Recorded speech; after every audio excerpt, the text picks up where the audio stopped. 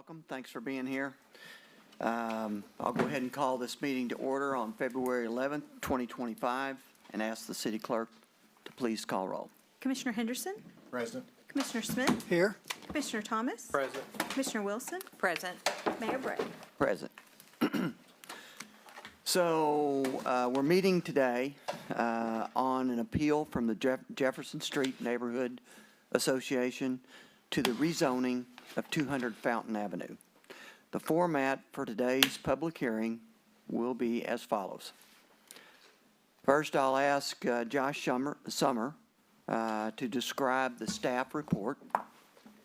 After that, the Board of Commissioners may ask questions of Mr. Summer or the planning staff. I will then open the public hearing. Mr. Coscarelli will speak first with as much time as he needs. Mr. Myers will speak second with as much time as he needs. All others who wish to speak on this case may do so with a 3-minute time limit. After everyone has spoken, I'll close the public hearing, after which no more public testimony will be taken. The Board of Commissioners will discuss in open forum and may have questions of staff, Mr. Coscarelli, or Mr. Myers.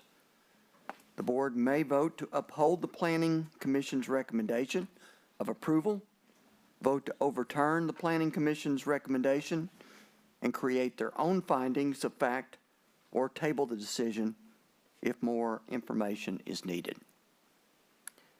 So I'll begin by asking Mr. Josh Summer to please come up and describe the staff report.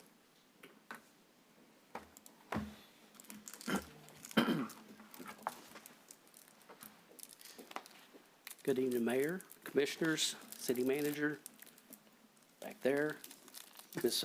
Kruger, and Madam City Clerk. So tonight the request before us is to rezone a piece of property at 200 Fountain Avenue. Which that's not showing up, but you can see it there in the yellow. The specific request is to rezone from R1 Low Density Residential Zone to NSZ Neighborhood Services Zone. Included with that is a request to utilize the premises for a short-term rental, which would normally be a conditional use in the Neighborhood Services Zone. There is a provision in state law that gives the Planning Commission the power to act as a board of adjustment in certain situations for rezoning whenever a conditional use or variance is needed. So we have several people that may want to speak tonight, and trying to be mindful of that 5 o'clock deadline, hopefully. So I'll be relatively brief, which may be a sigh of relief to some of you all. But you all do have the staff reports in your packets, and also the resolution signed by Chairman Wade of the Planning Commission that has forwarded a favorable recommendation to this body. So you will notice that the lot is an 89 by 90 lot, which is a total of 8,010 square feet. This makes it non-conforming with respect to the R1 zone. A normal single-family home has to be located on a minimum 12,000 square foot lot in the R1 zone. So you can tell that we're a little bit short. But in the NSC, a single-family home could be located on an 8,000 square foot lot. So if the property was to be rezoned, it would be in conformance with the underlying zoning classification. Both the old, well, I should say the previous comprehensive plan and the newly adopted comprehensive plan speak about nonconformities. And I'll talk about the previous comprehensive plan first, and then provide that nexus to the new comprehensive plan about how they address nonconformities. The very first thing that the previous comprehensive plan states is that nonconformities should be viewed as undesirable. And there's several reasons for that. A few of the more common ones are that variances may be needed on a narrow lot, If a house burns down, you may not be able to rebuild it in the same footprint. A bank may not give a loan if the structure or lot is non-conforming. So there's other factors that weigh into that. Also, in the previous comprehensive plan, it states residential areas should not be zoned so they are non-conforming. It is clear that areas that are non-conforming are less likely to seek reinvestment than areas that are conforming. These older areas need every encouragement to reinvest in the homes and neighborhood. And tonight, this petition is precisely what is before this body, that this would encourage redevelopment in the home and neighborhood, and the comprehensive plan is the vehicle to provide that encouragement. Now, the new comprehensive plan was adopted by this body, as you all know, on January 27th of this year. The fiscal court has not adopted it yet, but I believe that vote is next week, and we've not heard of any reason that the fiscal court won't adopt it. So we've been utilizing this document in good faith until they do. The new comprehensive plan states, continue to explore zoning strategies and provisions for overcoming nonconformities. And again, this is precisely what this petition does. It is a zoning strategy and provision to overcome the nonconforming status of this lot. In April of 2007 is whenever the neighborhood services zone, this green, was adopted. And the lot, specifically 200 Fountain Avenue, should have been included in the neighborhood services zone because of the nonconforming status in the R1 zone. Under KRS 100.213A, the existing zoning classification is inappropriate and the proposed zoning classification is appropriate.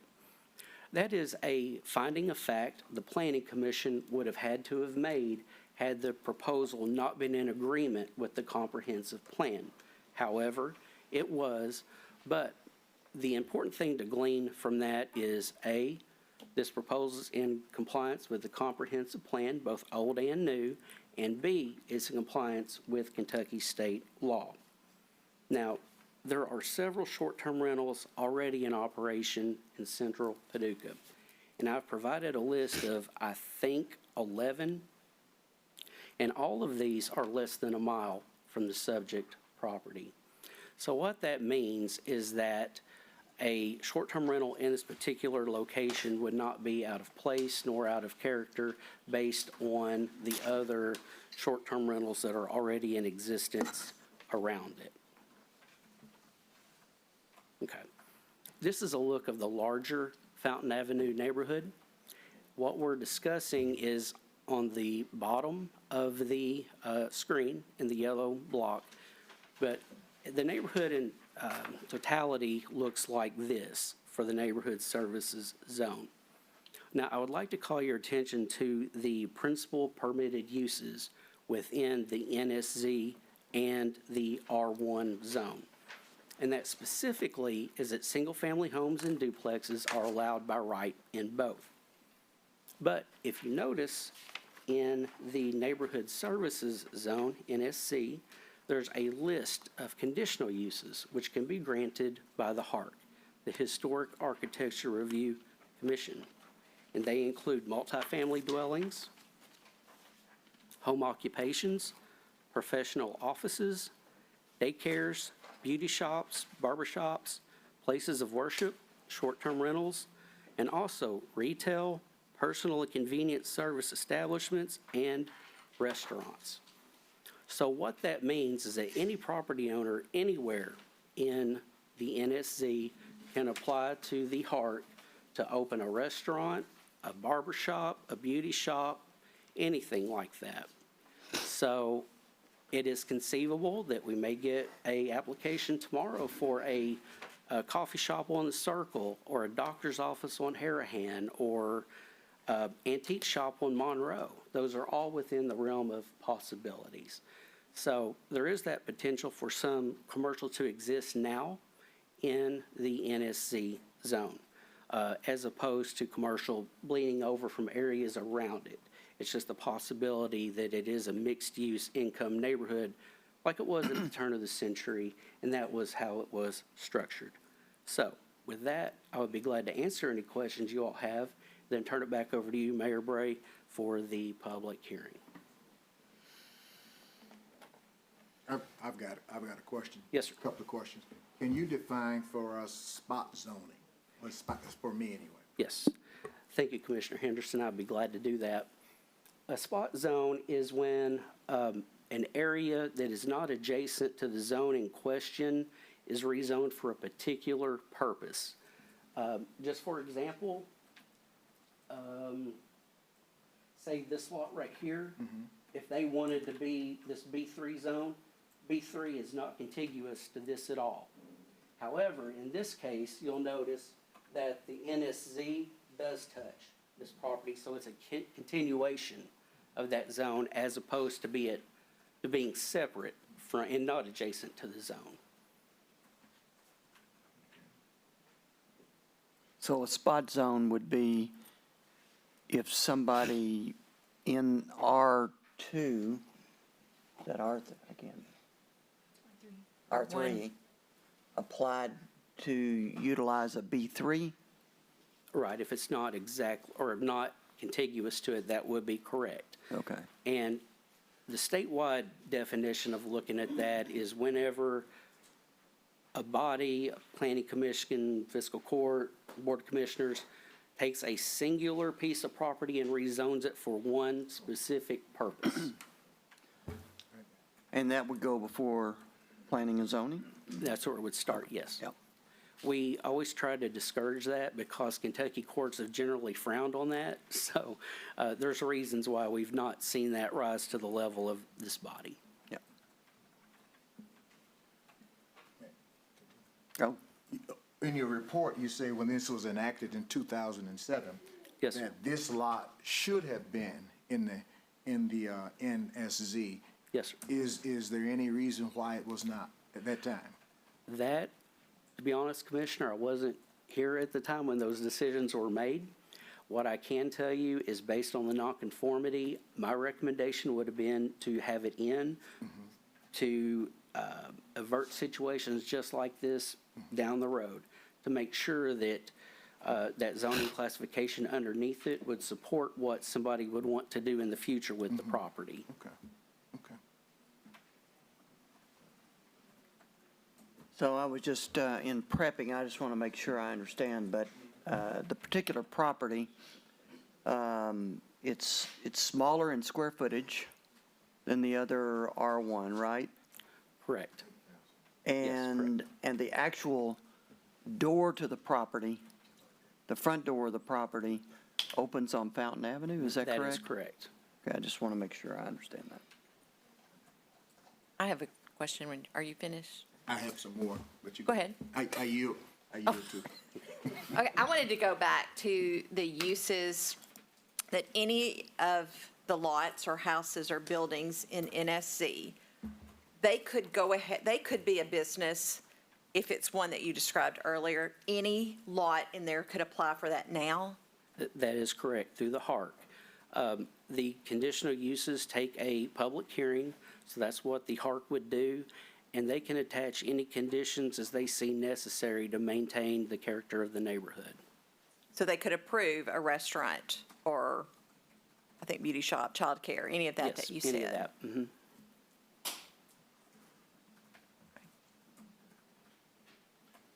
Will you finish, Commissioners? I am right now. Yeah. Okay. Let me ask you another question. You talked about the short-term rentals. So how long is a short-term rental? Thank you, Commissioner. That is less than 30 days. That's okay. Yeah, whenever you get longer than that, we consider that a normal rental, just like anybody renting an apartment or somewhere else in the city. So someone can come in and get a short-term rental, but it would only be for that 30 days. Yes, or less. If they wanted to continue, would they have to come back again? Would it have to be reevaluated again, or what? No, they could just rent it out for as long as they wanted to, just, that doesn't require any additional approval. That could just be done by right, just like any other rental house. And you say that if this were approved, that it would only be for 4 guests at a time. So then how would we know that it's 4 guests or more than 4 guests? So is there a time of evaluation and all inspection and all that? Yes, for every conditional use that we approve in the city, we do a yearly drive-by inspection to make sure that everything is in compliance with the permit. A lot of times, we'll get notified by the public if they're not. Yeah, Because that's usually, the complaint, yeah. That's it. usually the public is the best to tell us that we can follow up on if we do miss something. I want to go back to, sorry, long-term rental, just so I'm, in R1, anybody can rent their home. Yes, that is correct. Okay. But, For any length of time. Any length of time. But in NSC, it's 30 days if they've applied for the short-term rental. Correct. And all of these addresses that you've listed on here that have short-term rentals, you say you all do monitor those now as to how many are staying there and how many are allowed? Not all of them are conditional uses. Some of them are in a commercial zone, which we don't regulate at all. Those are allowed by right, meaning that they don't have to come to planning and zoning. They simply get their business license and they're allowed to operate. Yes, sir, Do Commissioner Smith. short-term rentals, do they have business licenses? They're supposed to. I know there's a lot of them that don't. well, that's kind of a separate issue, but. No, I know, I'm just saying, Airbnb, you know, is, that's a long story, but it's hard for us to keep up with all the Airbnbs unless people report voluntarily. So the staff recommendation, as you're saying today, is that that this lot is non-conforming with size to be in R1. That's correct, Commissioner Wilson. And it is to rezone it to NSC. That is correct. And that was the last vote by the Planning Commission. Yes, correct. Commissioner Thomas, questions? No, I guess with this You don't too- have to ask a question. No, what, just I mean, go ahead. if I might as well. But from my understanding too, if he was to sell the home, this wouldn't follow with the new owner, like this wouldn't continue? That's whenever you get into the nonconformity language in our zoning ordinance. If there's a certain lapse of time, then it falls off. But if a new property owner came in and bought the home specifically to operate a short-term rental, they could certainly do that. Okay. And the house next door to it is in NSC, and all of that, then where land around it is. Yes, that's correct.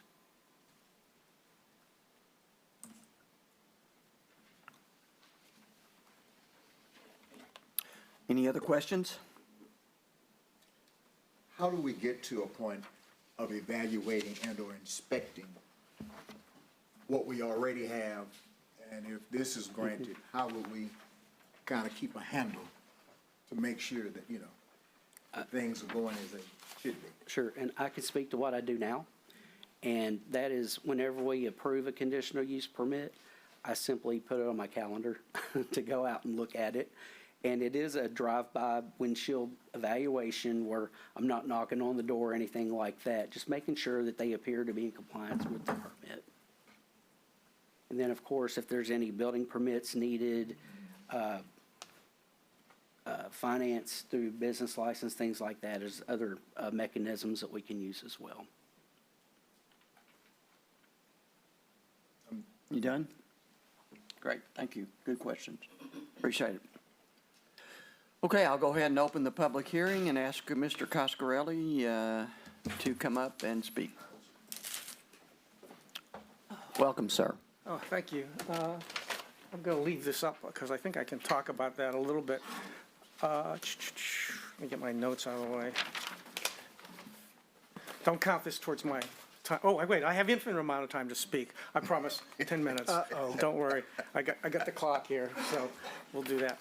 So I want to thank the commission for taking the time to table this whole issue last time that we met because there was so much confusion, and I think you sensed that it was like, wait a minute, we need time out to sort all this out.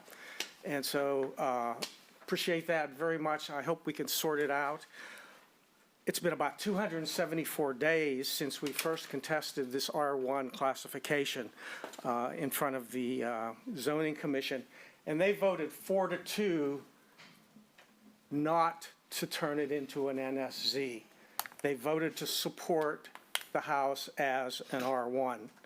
And then there were things that happened, and then we had to have a second meeting where nobody was allowed to talk, and then there was a bunch of confusion about that, and then after that was, okay, they voted the other way, now we're gonna go ahead and put a timeout on all of this. I'm here to support the retention of the R1 designation and argue that the preserving the neighborhood is a wise property decision and is a required decision to conform to the city's planning document, and that no other body can protect our neighborhood integrity. And in particular, we can see as this case study, there's issues with Hark, I believe. So I want to address 3 issues in the next, it says 9 minutes here, but I'll bet it's 10. The roles of a neighborhood to Paducah, the city guidelines for zone changes, and the Historical and Architectural Commission, forevermore called Hark, their good intention, but has no formal power. So first is the roles of the neighborhood. Alan Rhodes on the committee spoke beautifully about neighborhood roles in the first meeting. He said that the fundamental point in voting against the rezoning was that the city neighborhoods have people who paint fire plugs, organize art festivals, paint the street, run the bowls projects. They draw visitors for other events, like the art, like barbecue on the river. Short-term renters don't do that. Having a short-term renter in there doesn't likely mean that you are going to have that person helping. And Paducah has a couple other goals that we'll get to, but given that Paducah currently runs, as far as I can determine, a 56% hotel occupancy rate, there's really not a huge demand for rental needs that are easily served, that are currently served by businesses in our housing stock. And even, Marriott Short-Term Rental Residence Inn does a great job with that. Losing this house in the process takes away affordable housing, which is, you'll see in a second, a goal in the city's master plan. So to summarize this, a robust neighborhood is a key to a robust city.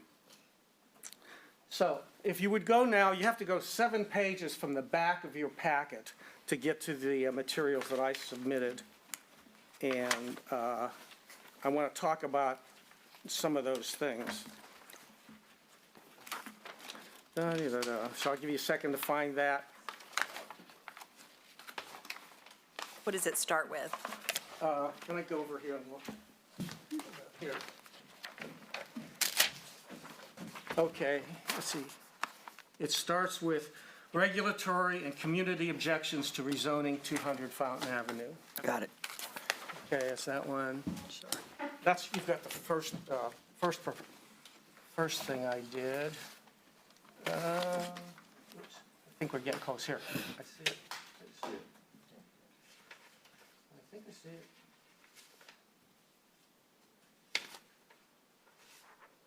No, that's not it. I would be the one that can't find You, it. It should be in your binder. I'll tell you what, here, have that. Okay, I got it, all right. I think I've got another copy.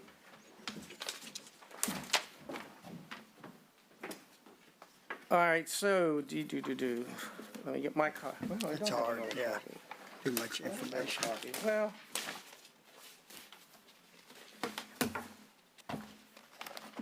Mr. Coscarelli, is it the request for Board of Commissioners to decide the zoning map? Is this the document you were looking for? the page behind it. The page behind it? Okay. I think you will have it. I have it, yeah. You have it? Thank you. I'm going to take that back from you then. Yes, If I may. Thanks. Because we're going to revisit this for a little bit.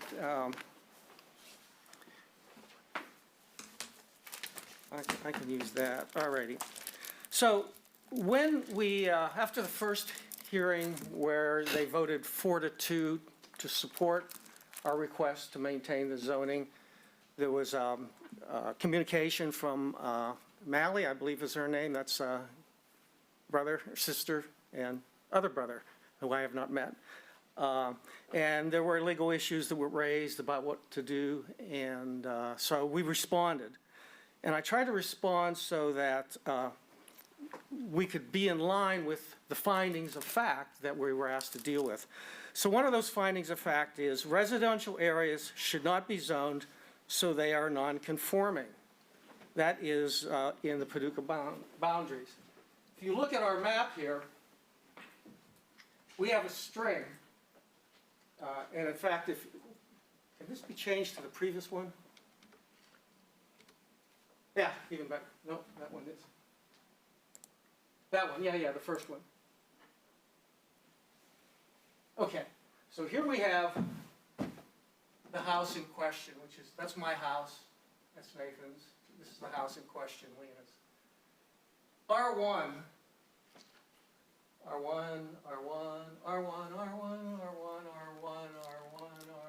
there's about 40 houses in a row that are R1, that are, the term we've used in our family, the necklace for Paducah. You see the necklace when you come into town. And you can see through that left lane of Jefferson that what we're proposing to do is knock out the gem, knock out the piece of that necklace. Another requirement from KRS 100.21 was findings necessary for the proposed map amendment. Before any map amendment is granted, the commissioner, et cetera, must blah, blah, blah.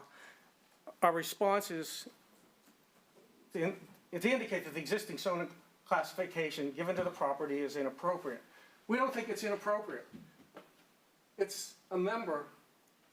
Visually, you can just see it. It becomes an outlier the second you change it.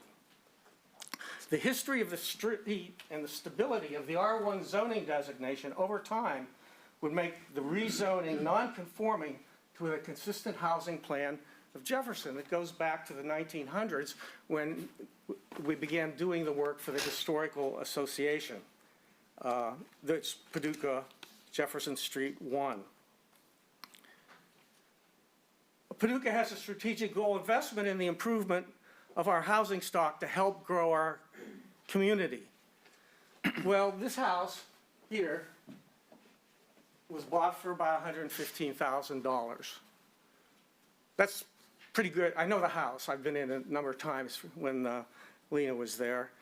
And I think somebody would buy that pretty quickly. A young couple coming somewhere, wanting to get settled here, close to the hospital. So this is good housing stock. And so changing it into a part-time rental is not in consistency with that strategic goal. The neighborhood area was placed on the National Register of Historic Places in 1982. And you have a map there that outlines what was described as the National Historic Place. And again, what you see is that outline of R1 properties.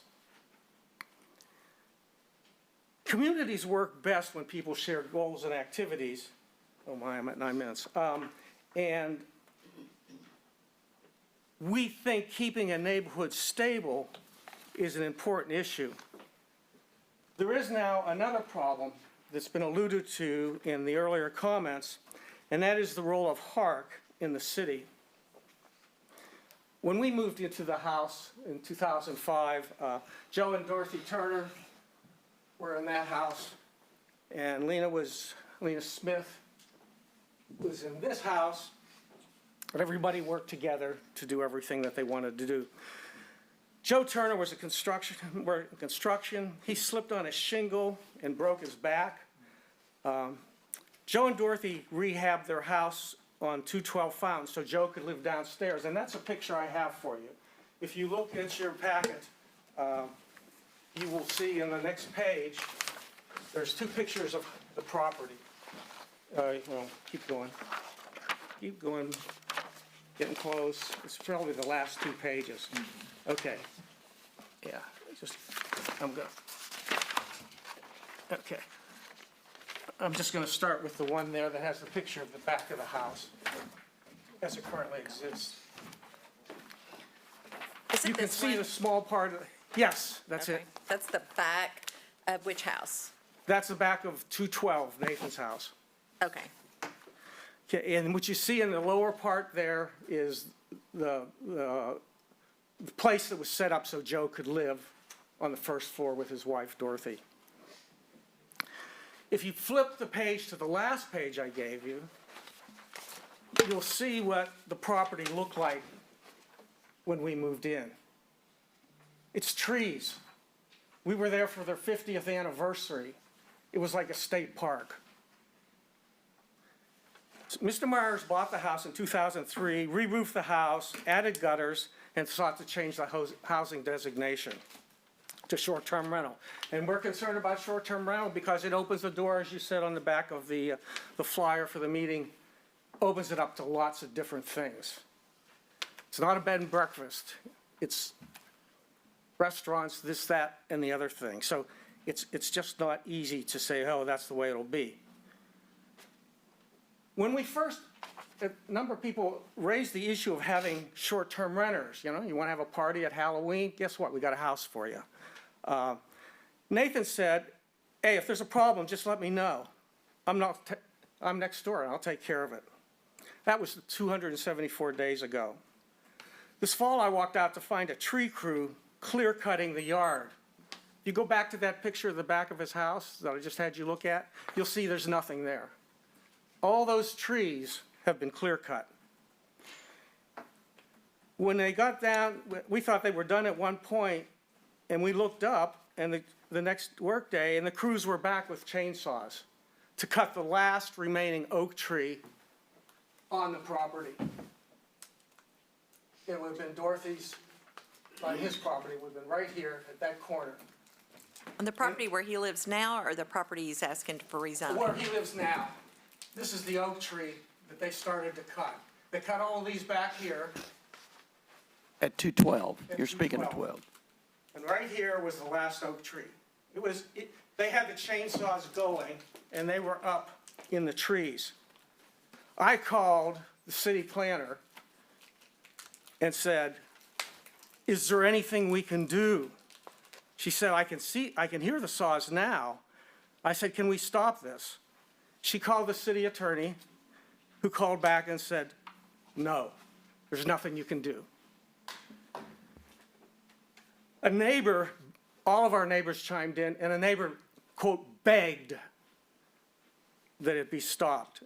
And Nathan did stop the cutting at that stage. So we saved the last tree. What we now know is Hark can only be advisory. I don't know that he ever went in front of Hark to ask for the service zone creation. I know Hark has a distinction that says, you know, on page 4, they have beautiful documents. Removal of trees over 12 inches in diameter require permission. I don't know that he got that permission, but I'm pretty sure those 80-foot trees, a couple of them met that standard. So now I live next to a denuded lot with falling fences and a house drifting from its historical accuracy. I can't help but feel the state of affairs is a prediction as to how transgressions and further changes may hamper Lena's house, the house we're talking about, if it's rezoned. And in conclusion, my father once told me, it's not a good idea to let the elephant's trunk get in your front door. I think if we lose the R1 house designation, the elephant's trunk will have entered the city's door, entered the door of Jefferson Street, and soon that distinct greeting of Jefferson will be lost and disappear from the city. And we'll have a hodgepodge of stuff and not a coherent neighborhood. So I thank you for your time. I appreciate your thoughtfulness and questions. First of all, do any of the commissioners have any questions of Mr. Oh, yes, I'm sorry. Coscarelli? I do. So all of the other houses on Jefferson that you're talking about all face Jefferson with their front doors toward Jefferson? I can't attest. This That one one does does not. not. This one faces Fountain, I believe. I can't As his attest- house faces Fountain? Pardon me? And as this house, And Nathan's this house faces Fountain? Yeah. I think all of these face Jefferson, but I can't attest to that. And you said if it changes to NSC, then it wouldn't be available to be sold to another homeowner at that type of price. But it could be, couldn't it? I mean, Yeah, if it no, what changes to NSC, it could still be sold Right. at an affordable price. My concern is that the city goal is to develop affordable housing, and that we're taking a wonderful piece of property out of the housing stock for part-time rental use. So, or the fact that it's been made into an NSZ means it could be any one of the 12 things that are listed on the back of the announcement. And we don't think, a dry cleaner on Jefferson is probably a good idea, for example. But all those houses in NSC could be changed. The reality is that Nathan could turn his house into a short-term rental. Or you could too.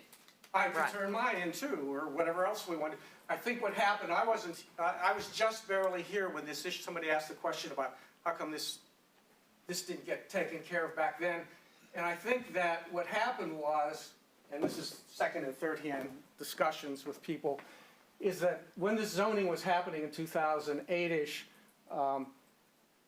there was a concern. We moved in '05, and I can tell you here on Monroe what the drug mess was. I think the idea was that they were looking for a way to not throttle it, but try to help this grow into a more stable kind of area. And the compromise was made in that zoning discussion that, okay, we'll go over there, and that can be NSZ, and all of this will be R1, because that's what we see when we come down Jefferson. I don't know that for sure. That's just what I've heard over time. So I have one more. When you made the comment about short-term renters don't give back, people that are renting in NSC, but there are a lot of people in NSC who are living in their homes who are giving back. You're just making the characterization that short-term renters. Well, if they're, I see, because you're saying here, I'm living in an NSC. And you I obviously give back to the community. But I'm not in a rental, I'm in a house. But I all can have of a bed and breakfast, I can't have a short-term rental. But all of the houses in NSC could be short-term rentals. They could be converted, yes. I don't know that HARC has ever been presented with these issues. I mean, the city would know more than I.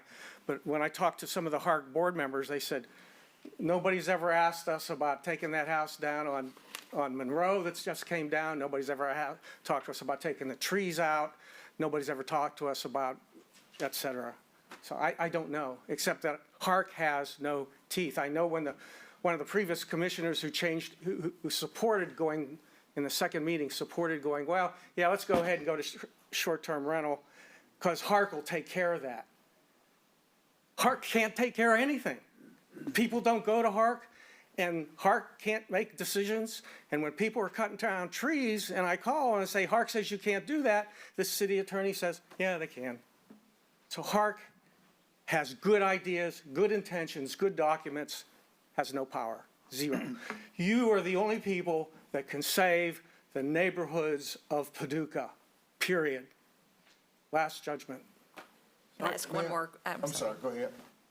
Oh, well, I was just going to say, so your main concern is that Mr. Nathan will not take care of the property if it's changed to an FZ?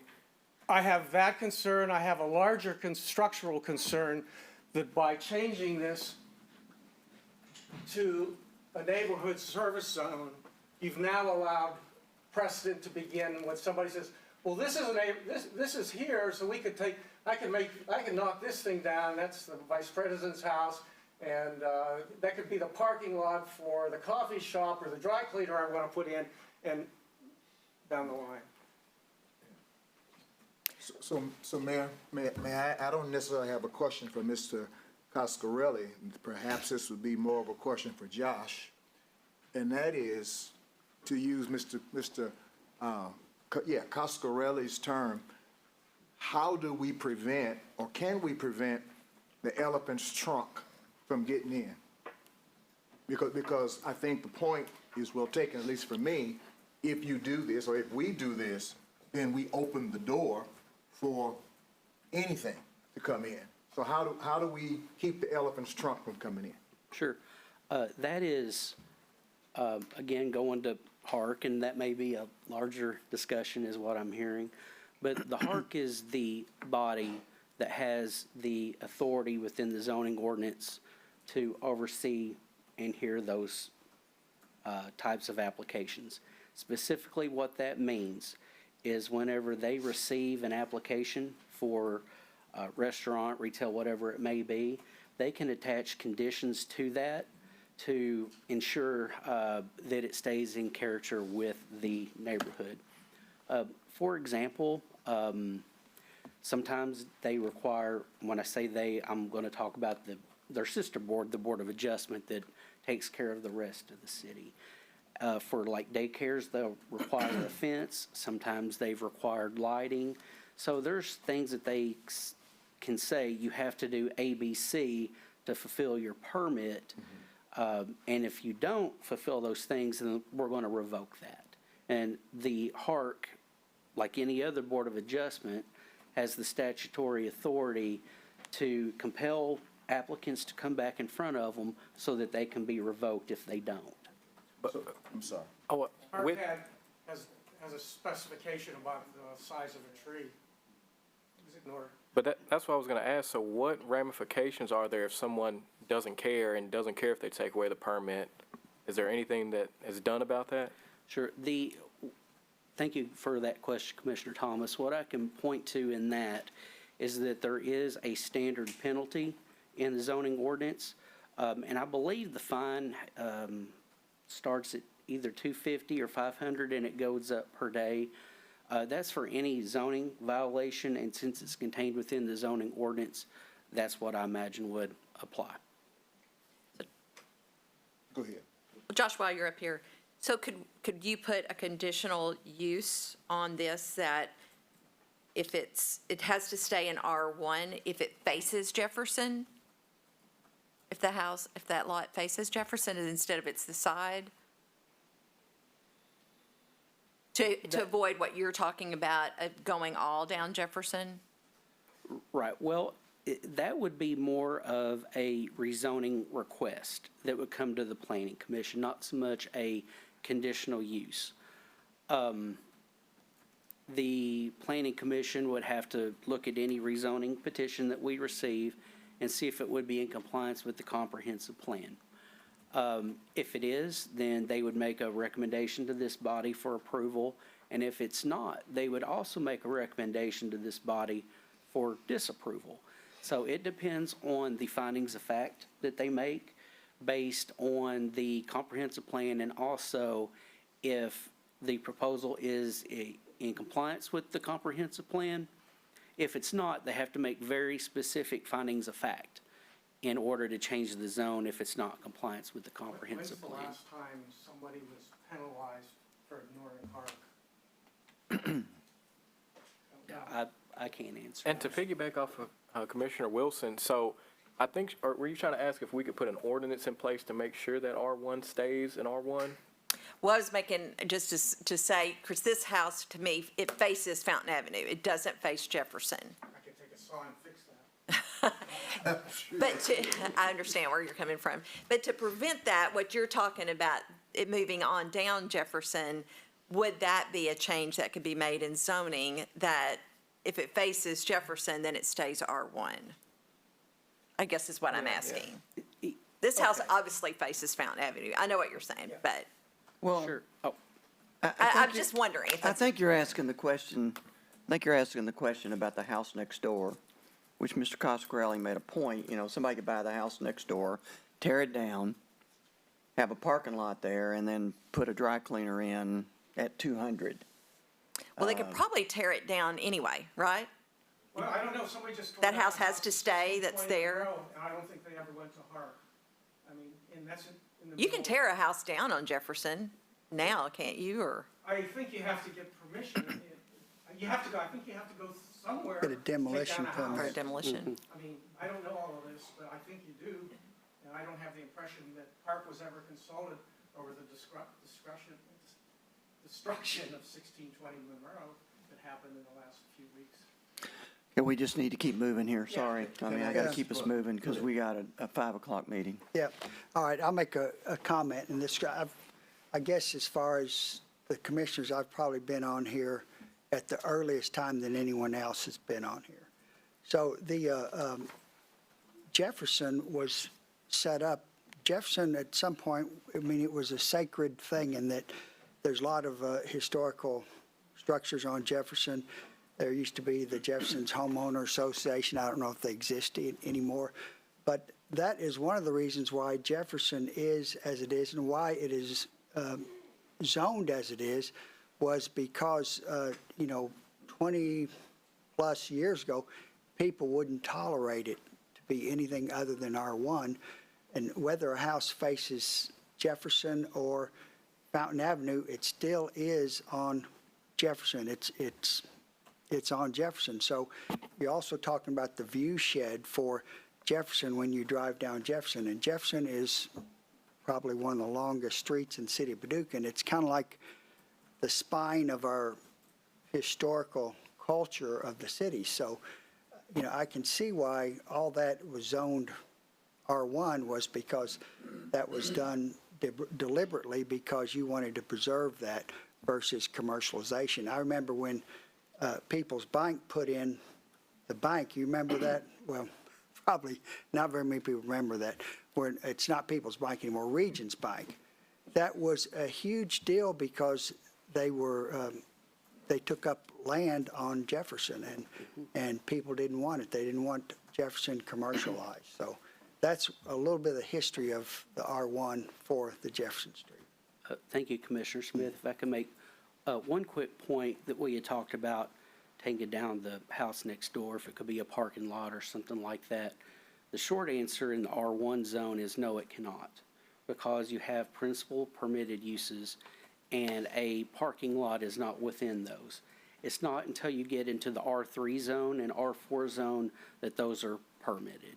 So what would have to go back there would either be a single-family home or a park or a playground, or if the lot is big enough, two-family. Okay, thank you for that clarification. Yeah, thank you. That's very helpful. Okay, good discussion. So I now ask Mr. Myers. He's allowed to speak second and take as much time as he needs. Welcome. Well, good afternoon, everyone. Thank you for having us. I do apologize. We're back here so shortly after we met last fall, but appreciate everyone coming out. Mr. Summers, very, very accurate description of the issue that we'd already covered.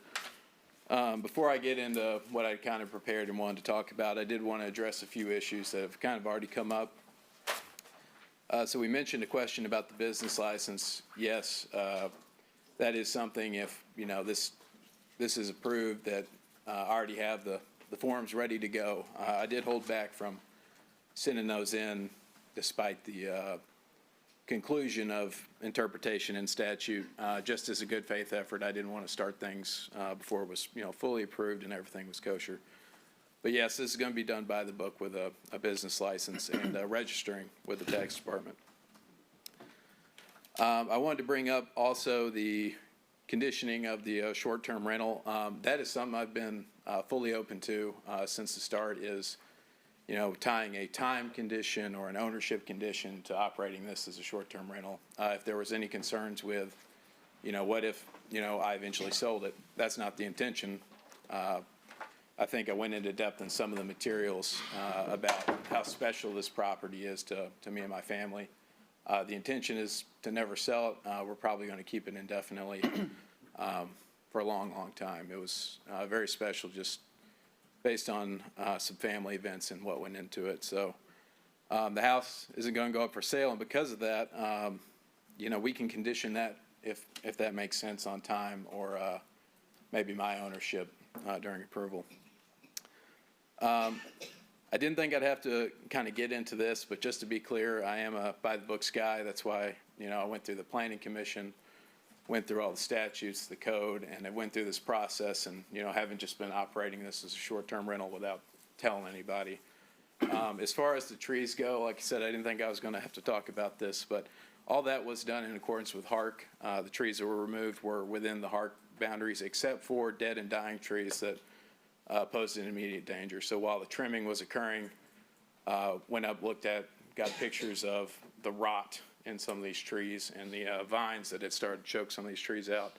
So the intention was never to, take down two of those larger trees. It all was predicated on the fact the trees were dead when they got up there and started cutting into them.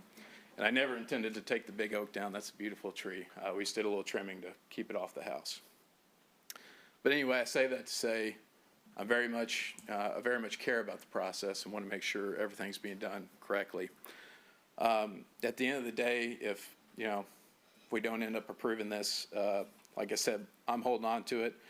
The real basis of wanting to rezone and use this as a short-term rental is to allow a limited and every now and then kind of approach to short-term renting, just to make sure the property's having some use in between friends and family visiting.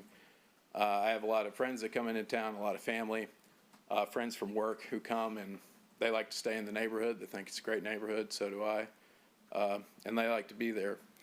The goal was never to, operate this as an, be-all, end-all short-term rental. When I bought the property, that wasn't even in my mind. So if this is approved, I do care very much about taking care of the property and the short-term rental and making sure everything's kosher. As I've said, I live right next door, so if there's any problems with people utilizing it, I'm going to be the first one that's going to have a problem with that and be in a position to act. So I do want to get us back on track real quick, and it's convenient the map's still up. So yes, I currently live in 212 Fountain Avenue. I bought that in August of 2022, and then I purchased 200 Fountain Avenue in May of 2023. During that time, I've made a lot of improvements to the interior of that house. 200 Fountain Avenue, the property in question, which is really what we're talking about here. It was a dated house. It was built in 1987. It has vinyl siding, metal roofs. It's not what you'd call a classic R1 Jefferson Street house. It's offset pretty good from Jefferson Street.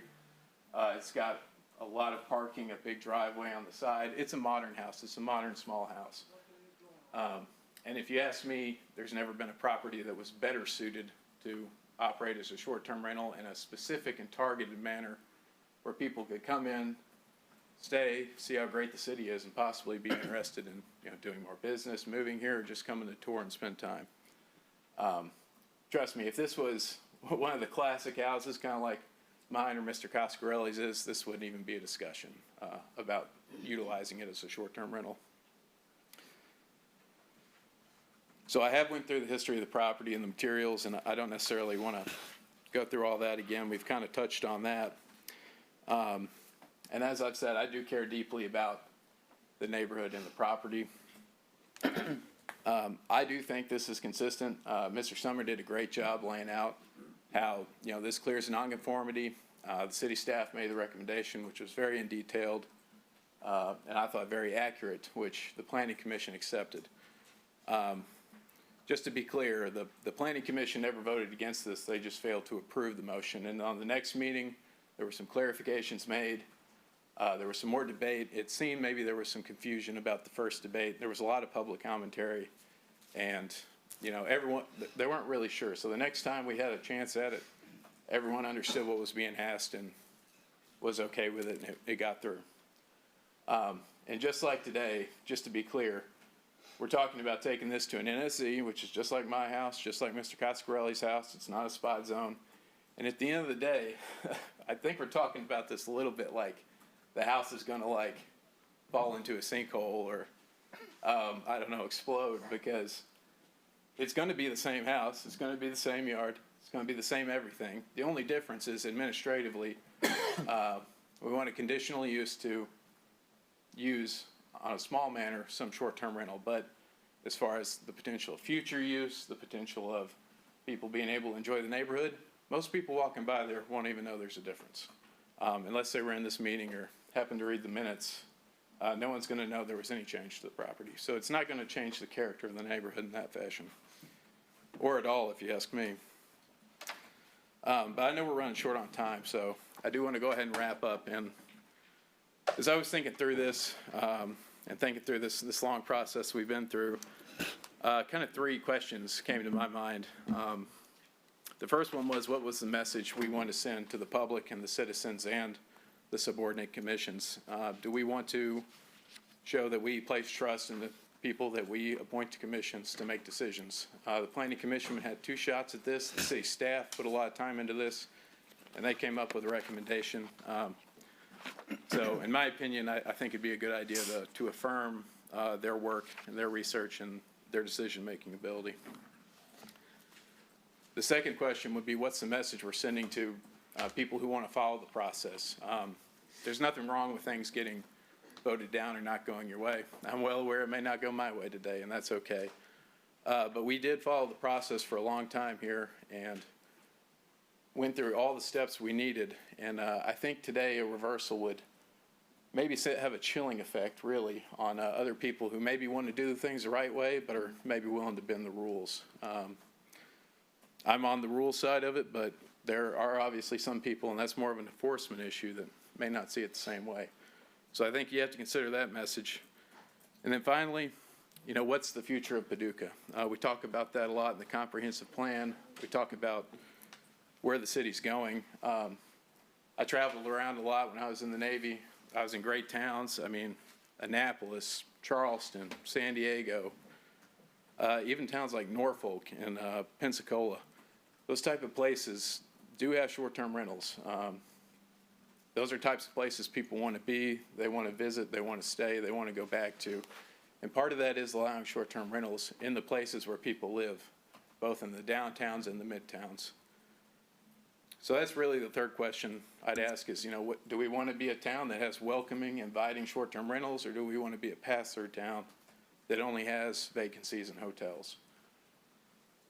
But those are the 3 questions I see most germane to this question. And again, I appreciate everyone's time into this, and looking forward to your decision. And I thank you again for all the resources and attention you've paid.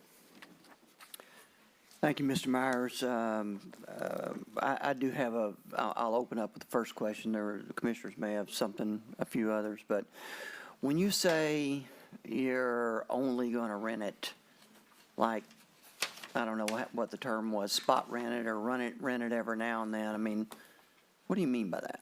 Sure. I'll tell you, I don't particularly have the time or the interest to operate this as an Airbnb all the time. If I had to be honest, I might be able to get around to supporting short-term rentals at your big 3, big 4 events in Paducah, your barbecue on the rivers, your half marathons, that type of thing where you have a lot of people coming in. I'll make an effort there if I'm able and not traveling to operate it at that time. In between, it'll really come down to how busy I am with other things, and again, the friends and family schedule. So if I had to guess, I'd say maybe on average 1 weekend a month, maybe 2 to 3 days is what this would be operated as. So do you have this on an Airbnb, will you have it on an Airbnb website? I would intend to list it probably on Airbnb or VRBO. So it'll be listed all the time, though? I mean, it's not, I mean, are you saying that you block out dates? I mean, I just want to make sure that I understand what you're saying, because it's easy for you to say, hey, I'm just not going to rent it, you know, ever so often. But the fact of the matter is, if Paducah grows, you know, I mean, it could be rented 30, you know, I mean, you'd have to go in. I know because I've rented Airbnbs, my own properties. So you'd have to go in and cross it off, you know, and just say, hey, I'm not going to rent it. And that kind of goes against, in my mind, you know, the profit motive, if you will. Absolutely, Mayor. I agree. And you're right. It would be something that would have to be actively managed. I'd probably go in defaulted no rentals. And then when I have time come up that I think I could support it, I'd go in and open up a few days here and there and see if anything happened. As far as the profit margin goes, like I said, I didn't buy the house to to operate as a business necessarily. This is more supplemental to enable my further ventures in fixing up 212 Fountain Avenue and continuing renovation there. I've had the house for, it'll be 2 years in May, and haven't operated as a rental at all so far. I guess it's also worth considering, you know, if we don't go the short-term rental route, I'll probably look at being a little more active in managing timelines and go the midterm rental route. Traveling nurses, doctors, you know, 2 months here, 2 months there kind of deal. You can do that with the current Yes, ma'am. zoning? Yes, just like, So you can rent it as it is, Yes. just not the short term? yes. 30 anything days. Over 30 days. Okay. Thank you. Questions for Mr. Myers? I'm the only one that had a question. Okay, so we have some other people here, I think, that want to speak. And is this the list? Okay. Just to remind everybody that you got 3 minutes, and Richard Taylor, and who lives at 1501 Jefferson. Good evening, Commissioners and Mayor. I'm glad to lend you my feeling on this. I do live at 1501 Jefferson, right across from where the old Caterton building was built, was torn down. I appreciate the city having the foresight to tear that building down, and I'm excited to see what plans you receive at the end of March for that large lot. I, along with my close neighbors, are assuming that the half of that lot, which faces Jefferson, will be left zone residential. That's what it is now, and I assume that's what will be happening. I moved to Paducah about 4 years ago after retiring from higher education in Tennessee. My wife was raised here, and we are enjoying getting involved in Paducah life. I'm enjoying being a Paducah ambassador, among other things. We love the Jefferson Street, Fountain Avenue neighborhood, even on Halloween. We help our neighbors out when needs arise and enjoy visiting with one another. In fact, my wife bakes her famous pound cake to welcome new neighbors. I know that zoning laws are constructed to make sure that neighborhoods are protected from commercialization. I also assume that those laws are not changed unless there is a compelling reason to do so. In this case, before you today, I do not see any compelling reason to change. In fact, there seems to be many reasons against changing. I was not at the 2 planning commission meetings, but what I have heard is that the second meeting was quite chaotic. The request by Mr. Myers was denied at the first meeting, but at the second meeting was voted to approve, even though some members were missing. Those objecting, who were at the second meeting, were not even allowed to speak. What's with that? Were there some compelling reasons brought up at the second meeting that were not given at the first meeting? My understanding is that this commission is the body that listens to Paducah citizens on a more public setting, and that you can accept the Planning Commission's recommendation or deny it. I ask that you listen to these neighbors of mine and agree to deny this request. Please do not just be a rubber stamp in this case. I'm sure that you realize that once an exception is made to a zoning request, that the second request is much easier to agree to. My analogy is once the camel gets his nose under the tent, it is not very long before his whole body is under the tent. Parts of our neighborhood are also on the National Register of Historical Places. I'm not familiar with how one gets kicked off that register, but I know it is difficult to get on it. The people who are in charge of the register would not look kindly on this proposed change. According to Paducah's Priority Action and Continuous Improvement Plan, one point is to protect key historical and cultural resources. This action, if granted, would not protect the Jefferson Street, Fountain Avenue historical neighborhood.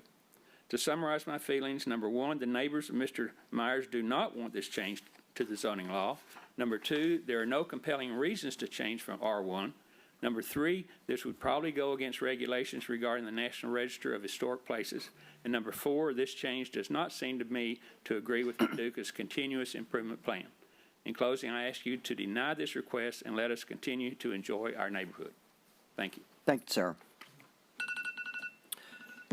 Terry Coscarelli. Terry?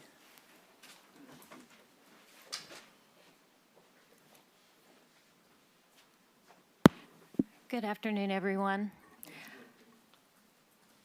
My name is Terry.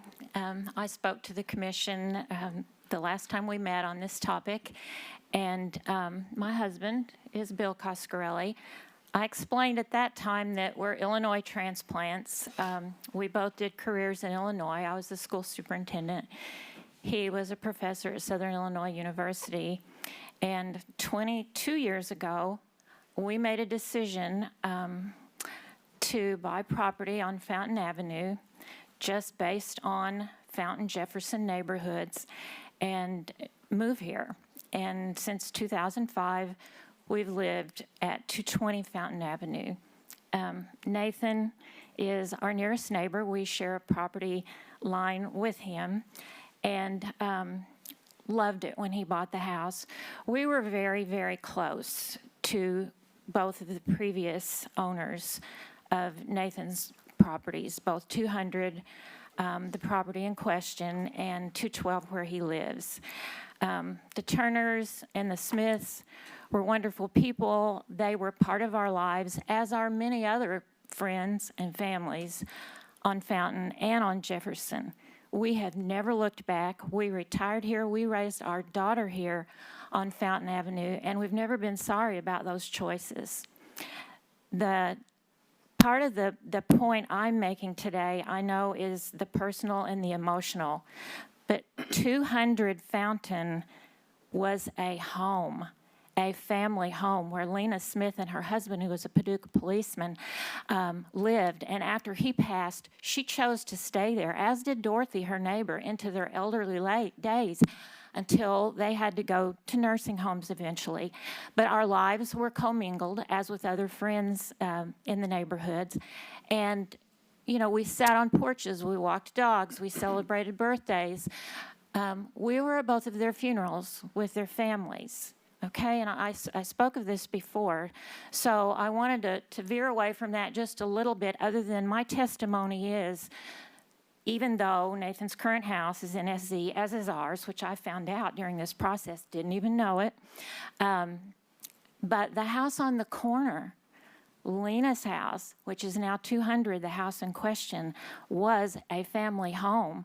And when I first saw the map with the necklace, as my husband calls it, I mean, my eyes just bugged out. And I said, wait a minute, somebody somewhere back the way has decided that Jefferson gets protected. I didn't know about all the NSZ stuff around us, but I said Jefferson has been protected by what I call the zoning fathers of Paducah. I don't know who they were. I really appreciated Commissioner Smith saying what he did. It gave me a little history on that.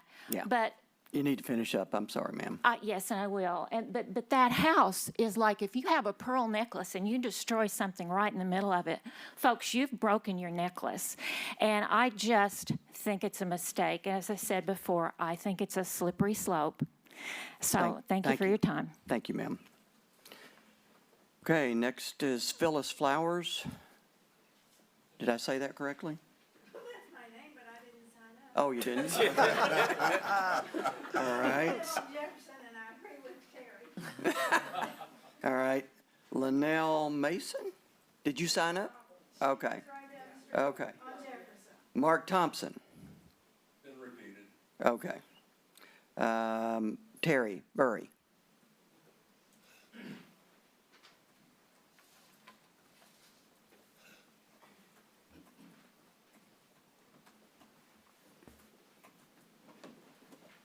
Hi, thank you for having us all and listening.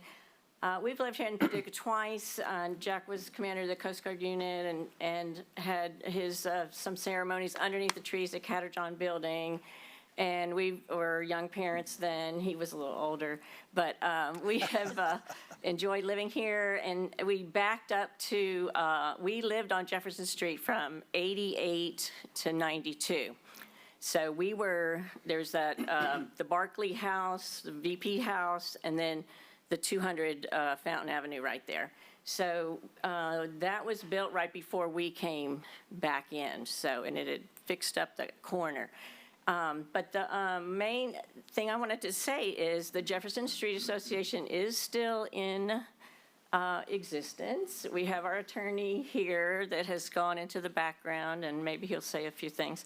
But the purpose, when we were here in 88, 90, and I lived right there on Jefferson Street, the older ladies they were older then and lived to almost 100 years old. Miss Eleanor Sanders was the first female stockbroker in Paducah.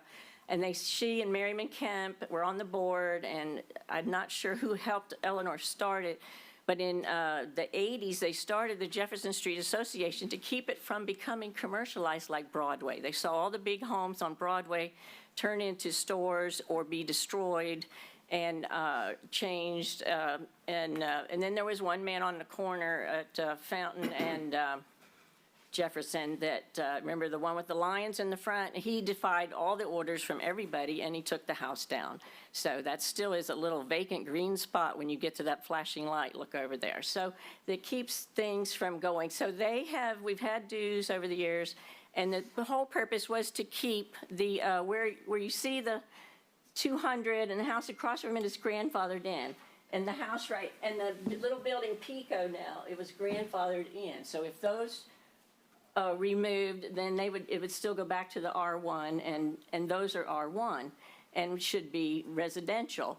And then the reason they kept that, because it came down, all the way down, and the Jefferson Street Association starts up there around 15th or 14th, comes down, is so that you have a gateway into Fountain Avenue. Fountain Avenue, the circle, and then the next block is also on the National Register of Historical Homes. We do not have to keep to everything that those historical associations do because we're only on the National Register, the listing, but we're not, so that's why we have Hark here in town, I think, to keep things and the rest of those other neighborhoods in line also with being semi-historical. So, but it was just mainly to keep that all to look the same, to not be changed in anything.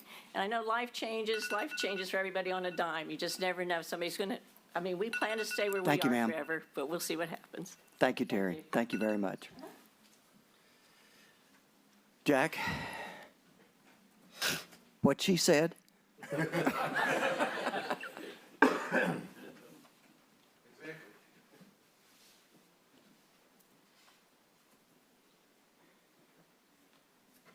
Mr. Mayor, Commissioners, appreciate the opportunity to speak. As Terry mentioned, we have lived here twice. And the second time when we came back in 1998, we specifically wanted to be near where we were before. And actually, our old home was for sale. And, but we didn't buy it, we just bought over on the circle. But we liked that neighborhood, and we ended up there. Just a thought, Josh, I believe, mentioned that nonconformity is undesirable. I'm not sure when the lot size issue came to be or anything, but that home was moved in there, and I guess that lot ultimately was divided many years ago, way before my time. But if the nonconformity is undesirable, when the Fountain Avenue revitalization program was moving forward, one of the things that was undesirable was rental property. And there was a very high percentage of rental properties. I don't know exactly what that percentage is today, but it's a whole lot less than what it was. And as a result of that, we have a stable, relatively stable community, neighborhood. And that's what we want. We want neighbors, not visitors. If family members come and say hello, that's fine. But so really, that's my comment. I asked the question during the first planning commission about whether you could make that into an Oxford house or a halfway house or some other kind of home where folks are rehabbing. And there's a number of those in our neighborhood, which through this whole process, we kind of found out about and weren't terribly excited about that. Anyway, I'm not in favor of rezoning, and I would like to keep it a neighborhood with real people. And that's all. Thank you very much. Thank you. And Gary Dick, sorry. Sorry about that. I'm Gary Dick, my wife Priscilla. We live at 505. Can y'all bring this down? I don't want to leave that. Can you bring this down a little bit? Whoever's in control. I want to see on the other side of the circle. It's a slide, it doesn't slide. Oh, okay. So forget about that. Okay, we live at 505 Fountain Avenue. We moved, I'm a Mayfield boy and worked in the corporate world and lived many places, but after about 40 years, we decided to come back here and retire. My wife says we have to have sidewalks, we have to have neighbors, we have to have a neighborhood where we can get out, as has already been said, walk your dog, sit on the porch. At 505, we've got one of the largest porches in the block there. We built on $1 lot. And, yeah, we've had Mr. Thomas there a few times, talked to him. And anyway, we love that neighborhood. And the old saying is, when you start pulling one nail out of a house, before you know it, that house is going to lose the footing, it's going to lose the cornerstone, it's going to go down. We've talked about the slippery slope. We live next to one of the Oxford houses. I didn't have any idea it was going to happen. Went and talked to the Mr. Josh back there, and he was very, very nice about everything, not saying anything on him, but they had no idea this was even coming into the area. Okay, you talk about short-term rental. These people are in and out of this place, lots of traffic. There's at least 3 that I can go to in a matter of walking in about 3 minutes to different Oxford houses in our neighborhood. We bought there because we thought the protection we would have from the revitalization of this Fountain Avenue, that this was the place that we should put a $250,000 house, when there's houses around us that are a whole lot less value than that. But we were looking for a neighborhood. My wife is always putting a pound cake or whatever on someone's porch or house door when they come up. We wave. All of our neighbors know us very well. And they even call me the preacher, and I'm not even a preacher, but I invite everybody to church. My point is, fellas and ladies, we will start pulling away. If we start taking away some of the armor of Fountain Avenue, it will dissolve, and it will not be what it was supposed to be with the revitalization and with the history that all these people have talked about. Thank you. Thank you very much, Mr. Dick.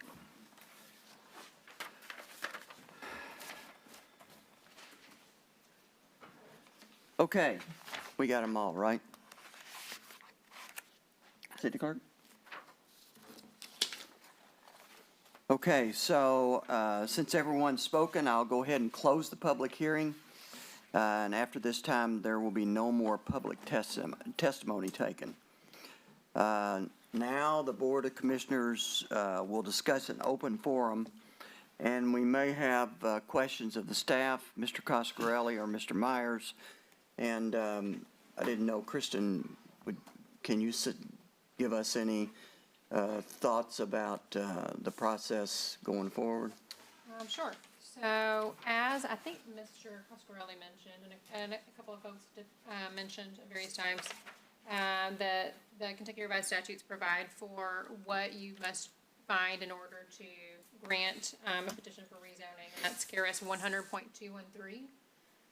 Pursuant to that statute, and I'm going to read it directly to you because I don't want anybody to think that I misled you or that that you don't understand exactly what the statute says. So under KRS 100.213, before any map amendment is granted, the Planning Commission or the legislative body or fiscal court must find that the map amendment is in agreement with the adopted comprehensive plan, or in the absence of such a finding, that one or more of the following apply, and such findings shall be recorded in the minutes and records of the Planning Commission or the legislative body or fiscal court. A, that the existing zoning classification given to the property is inappropriate and that the proposed zoning classification is appropriate. B, that there have been major changes of an economic, physical, or social nature within the area involved which were not anticipated in the adopted comprehensive plan and which have substantially altered the basic character of such area. So that's what the statute requires you to find if you choose to grant a map amendment. So it gives you essentially 2 to 3 different options. So the first being that the legislative body must find that the map amendment is in agreement with the adopted comprehensive plan, or in the absence of that finding, that one or more of the following is true: that the existing zoning classification given to the property is inappropriate and the proposed zoning classification is appropriate, or B, that there have been major changes of an economic, physical, or social nature within the area involved which were not anticipated in the adoption of the comprehensive plan and which have substantially altered the basic character of such area. And I hate to keep driving that home and rereading the same thing, but it's a lot of words, and it's a lot to take in, so. Do you mind reading that last one again, how it will change? That subsection B? Yes. That there have been major changes of an economic, physical, or social nature within the area involved which were not anticipated in the adoption, or in the adopted comprehensive plan, and which have substantially altered the basic character of such area. So the converse would be true. So if you don't find any of those things that we've just read off to be true, then that would provide for a denial of the proposed amendment.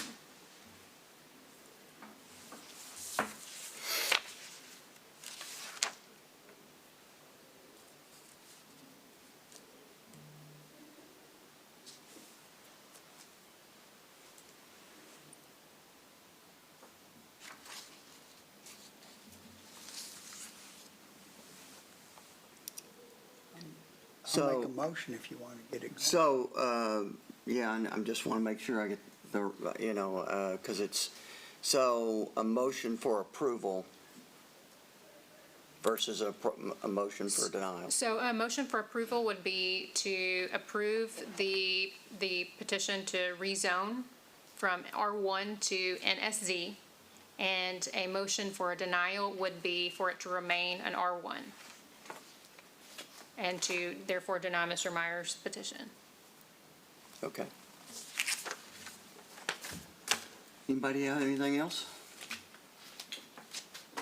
Well, I'm a little conflicted because, as we read all of this, it's almost leading us, in my opinion, to approve, this, the rezoning. And I certainly don't want to disrespect or push any of our employees or our workers to the side, but I would move that we remain at R1. That is because I think, and that's why I asked you to read that latter part, because I think that to do that, to take it to an NRZ would actually alter the characteristics of that community, and I don't think that there's any need to disrupt what is already there. That's a motion. That's my motion. I'll second it. Okay, we have a motion on the floor for denial. Okay. For the reasons that it will change. Alter the characteristics of the characteristics of the neighborhood. Absolutely. And would you like to provide a little bit more detail on some of the evidence that was presented Well, that leads you think- to believe that? I just Sure. want to make sure that we have clear I findings of think fact. that Should that if be we the would case? do that, that has the potential of having, taking away that quiet, homey atmosphere that the residents have become familiar with and what they love. While I would love, obviously, to have visitors in our community to spark our economic development and energy and all that, I think perhaps we can do that at another place.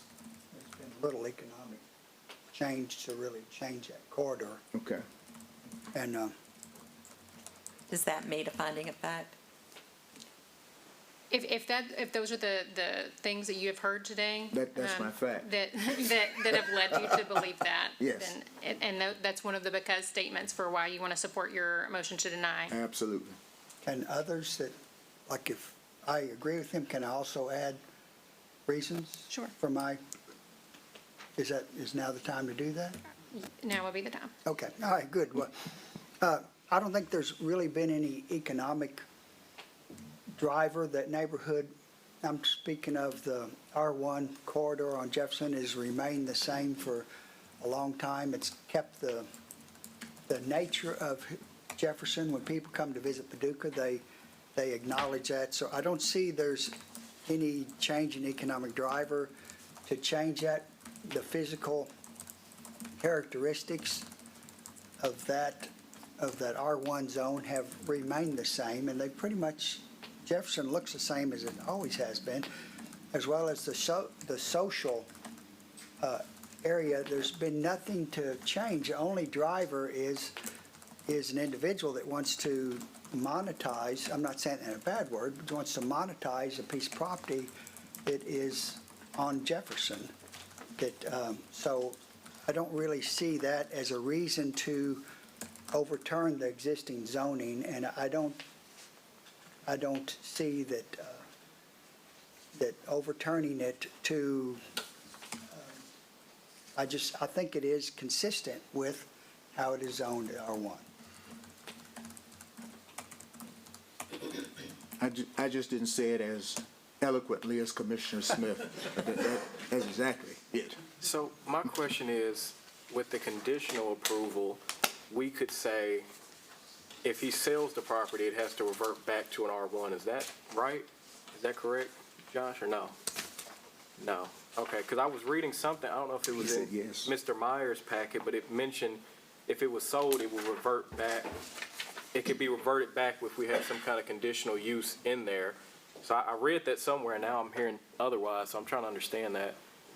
I don't think we can depend on an individual, nothing against Mr. Myers, but, if you can't, when you change a zoning, you can't depend on someone saying, well, I'm just going to rent it out one weekend a month or whatever, because that's not, if it's the zoning's change, they can do whatever they want within that new zoning. So it could be, and we're not, frankly, we're not going to police that.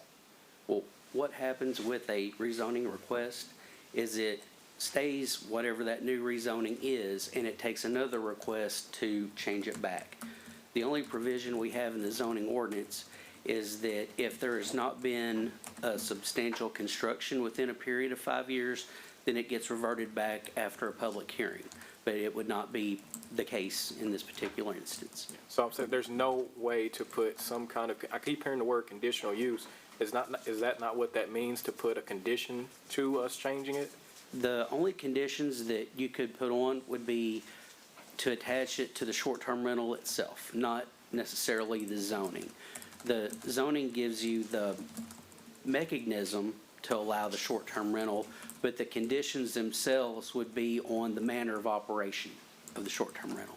So, okay, so if he decides to sell it, then that short-term rental permit would be removed, or that could be the conditional use put on it. And then in the future, say, I've been hearing all the different businesses, if somebody wanted a laundromat, they would have to come back for a new permit to get that done, and it would have to be approved. Yes, but thank you, Commissioner Thomas, but it could not be a laundromat. Well, whatever, I heard that one thrown out, but a barbershop, so, Yes, yeah. What about a church? Yeah, it could be Okay. a church. But again, it's not just, if he decides to sell it 10 years down the road, the next person can't just throw whatever they want in there. It would, Right. it would have to be approved. Request that. That is correct. Right, okay. Because that's what I kept hearing from, the comments, that they're thinking that it could just be changed in anything, but that's not the fact. It Sure. has to be approved if we Correct. approved it today. Right. Okay. So we still have a motion on the table for denial. Motion is still on the table for denial. Any other questions or comments? I guess just a comment too that I got with it, because, I'm a big person about private property and us having rights as homeowners and things like that. And, a big priority I've heard about is affordable housing, and that is a priority. But I also have to say that just because we deny it doesn't mean that he has to sell the house to someone. Like, he can hold on to it for 10, 20, 30 years down the road and still leave it empty, and that doesn't help the argument of wanting to deny it. So that's, I don't know if anybody wants to dialogue on that, because that's, what I've heard a lot from the comments is about it being a home for future residents that want to be there permanently, but he doesn't have to sell his property at all. No, I'm not sure that we're anybody suggesting that he has to sell it, but what I've heard Mr. Myers say is that his intent is to do something with it, put some people in there, have family in there. So I don't foresee it sitting there being empty. Yeah. I'll just say this. I mean, I'm conflicted. I mean, I've got, I'll vote here in a minute, but I'm conflicted. I don't really believe that this one change changes the face of an entire neighborhood. I mean, I understand, the arguments here. But also at the same time, Mr. Myers, if he doesn't do short-term rental, I mean, the demand for nurses and visiting doctors and everything else is very high. So, he has the right to do that and probably could keep the place full. If he worked at it, I would say I have a little bit of experience with that. I'm concerned about the fact that, it is non-conforming,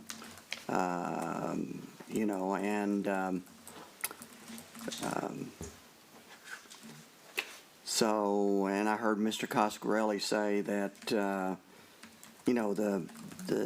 57% occupancy and, I don't think that's an accurate number. And I mean, we have a growing community with more people wanting to vote, wanting to visit our community. We have a new sports park getting ready to go in.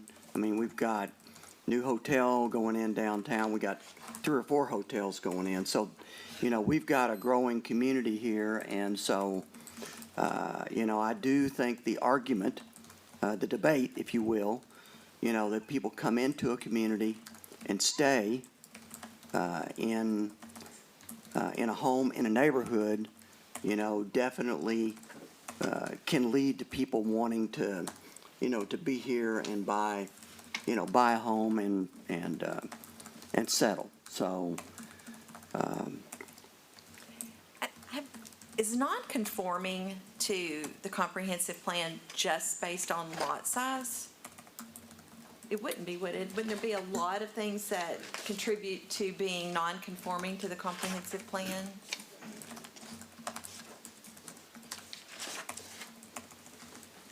For example, if it's conforming to the look of the neighborhood or to the keeping it as a neighborhood, does that add to it? Typically, a nonconformity refers to the use of a structure or the size of a lot. Sometimes there is aesthetics that goes along with that, especially in the neighborhood services zone. If somebody does something to their house that they've done in the past, like a metal roof, before the regulations were adopted, that would be a grandfathered in nonconforming. In this case, it is lot size, but it could be the depth of the lot, it could be the size of the lot, it could be the use of the lot. For example, we do have some businesses in town that are in residential zones. And the reason that they can continue is because there's not been a break in that ownership and use of that lot. And if it does for a certain period of time, then they do have to come into conformance with the zoning code. I think that answers. A big thing that just sticks out, and again, I'm conflicted as well. I think I share that sentiment with everyone, but the house is facing Fountain Avenue, like it's not on Jefferson Street when I look at it, and well, that's the fact of it, but that's why I'm trying to understand the argument about Jefferson Street when it's technically not Jefferson Street, it's Fountain Avenue. But I understand the sentiment of wanting to keep that area, but also the house isn't going to change, like if we take away the colored map up there, it's just gonna, it all looks the same, like we see it with this colored zoning map, but without that, the house isn't gonna change. The color on the map will change, but in reality, I don't see what's going to change with the property. Yeah. So, Okay, I think we need to, are we ready to vote? Well, We have a if you were motion. ready to We have a vote, motion you have a and a motion on the second. table and you have a second. So you have So- Commissioner Henderson's motion, and you have a second by Commissioner Smith, and he's added some additional details in support of his second. Okay. Any more discussion before I call for a vote?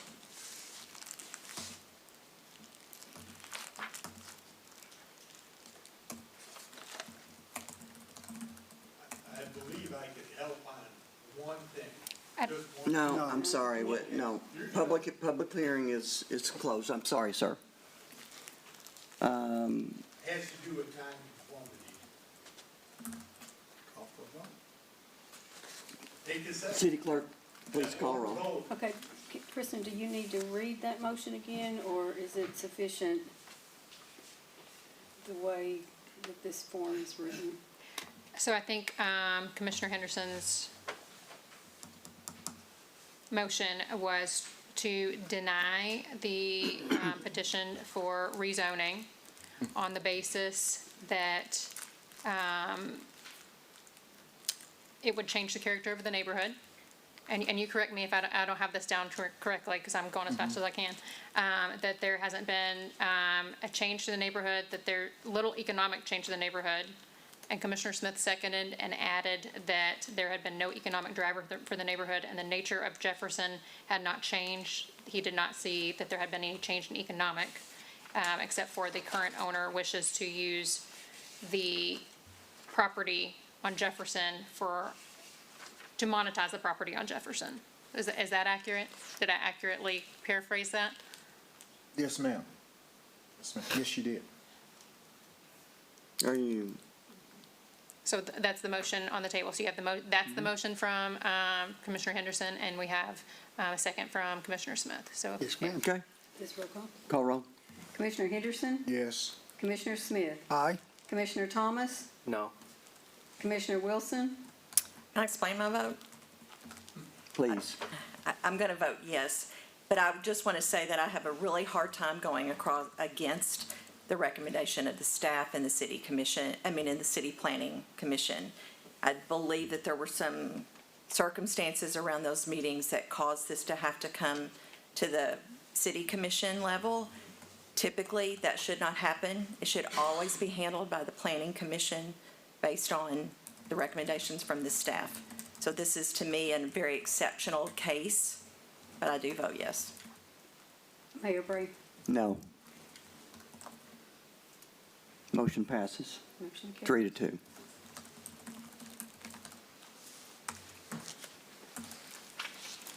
Okay, thank you, everyone, for being here. I will ask for a motion to adjourn, So moved. right? I need to adjourn this. Second? Call roll? Commissioner Henderson? Aye. Commissioner Smith? Aye. Commissioner Thomas? Aye. Commissioner Wilson? Aye. Mayor Bray? Aye. We'll take 5 minutes. Yeah. thank you all.